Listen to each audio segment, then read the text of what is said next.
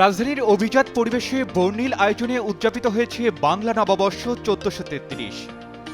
The ওয়েস্টিন ঢাকার grand বলরুমে দিনব্যাপী আয়োজনে ছিল ঐতিহ্য, সংস্কৃতি আর আনন্দের এক অনন্য মেলবন্ধন।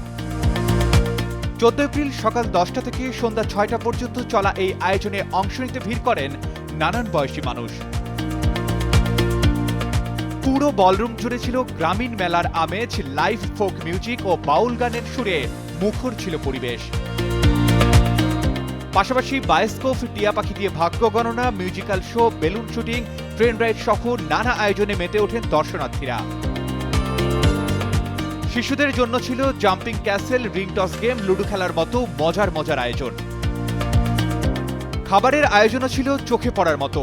ফুড কুপনের মাধ্যমে উপভোগ করা গেছে ফুচকা, চটপটি, ঝালমুড়ি, কাঁচা আম ভর্তা, জাফরানি জিলাপি, ফালুদা পিঠা সহ নানান ঐতিহ্যবাহী খাবার। এছাড়া স্টলগুলোতে ছিল পান্তা ইলিশ, মিষ্টান্ন, আইসক্রিম, জুস ও চায়ের আয়োজন। 2000 টাকার টিকিটে ফুড কুপন সহ প্রবেশের সুযোগ পান দর্শনার্থীরা। আর 5 বছর পর্যন্ত শিশুদের জন্য ছিল বিনামূল্যে প্রবেশ।